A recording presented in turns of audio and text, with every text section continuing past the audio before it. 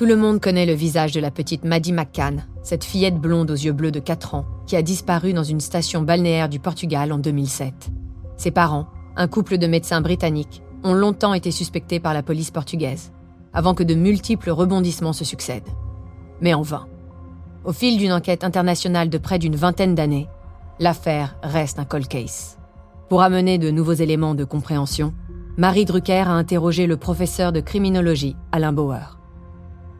Bienvenue dans Au bout de l'enquête, l'affaire Maddie McCann, épisode bonus. Cher Alain, professeur de criminologie, j'avais besoin de vos lumières d'experts pour éclairer cet épisode bonus d'Au bout de l'enquête. Bonjour Marie, c'est toujours un plaisir de pouvoir expliciter, rendre clair, transparent ce que sont les outils de la criminologie et donc la manière dont les enquêtes sont menées. Les chiens policiers venus de Grande-Bretagne ont repéré des traces de sang et des odeurs suspectes dans l'appartement des McCann, sur les vêtements de la petite fille et aussi dans la voiture louée par le couple 25 jours après la disparition de Maddie. Alain, que pouvez-vous nous dire de l'utilisation des chiens dans les enquêtes criminelles ? En fait, c'est parce qu'on a découvert l'odorologie en 1910, un scientifique allemand, Friedrich Schmidt, qu'on a pu immédiatement découvrir qu'il y avait des spécificités dans les odeurs, 3 odeurs d'ailleurs, une odeur primaire permanente qui est celle de tout individu, une odeur secondaire qui est liée à la manière dont on mange, dont on se conduit dans la vie, puis une odeur tertiaire, grosso modo votre savon ou votre parfum.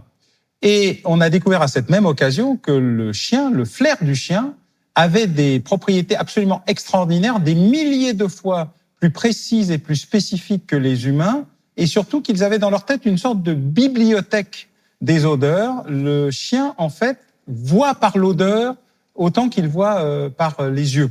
Et donc, depuis toujours, on utilise les chiens pour renifler des pistes, retrouver des individus, mais aussi identifier, dans certains cas, des odeurs particulières. Les résultats des analyses effectuées en Grande-Bretagne vont à l'encontre des convictions des policiers portugais. Le commissaire Amaral souhaitait que des cheveux retrouvés dans la voiture de location des McCann soient analysés. Or, Alain, ça n'a pas été fait. Pourquoi ? Alors, pour une bonne et pour une mauvaise raison. Pour la bonne raison, c'est qu'un cheveu sans bulbe, l'élément qui lui seul contient l'ADN et qui ne le conserve qu'un petit moment, n'a aucun intérêt pour une recherche ADN. Par contre, l'écorce du cheveu contient beaucoup d'informations pour savoir notamment si le cheveu a été arraché, le niveau de stress de la personne concernée, le fait de savoir si elle a utilisé des produits stupéfiants.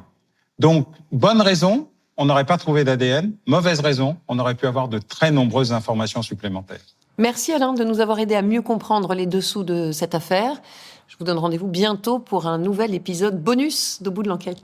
Oui Marie, merci et à très bientôt. Vous venez d'écouter l'épisode bonus d'Au bout de l'enquête consacré à l'affaire Maddie McCann. Si vous avez aimé ce podcast, vous pouvez vous abonner sur votre plateforme de podcast préférée et suivre Initial Studio sur les réseaux sociaux. Au bout de l'enquête est un podcast coproduit par Initial Studio, Enibas Productions et France Télévisions, adapté de l'émission audiovisuelle éponyme produite par Enibas Productions et France Télévisions. Vous pouvez retrouver l'émission Au bout de l'enquête sur France 2 ou en replay sur France.tv. Production exécutive du podcast, Initial Studio.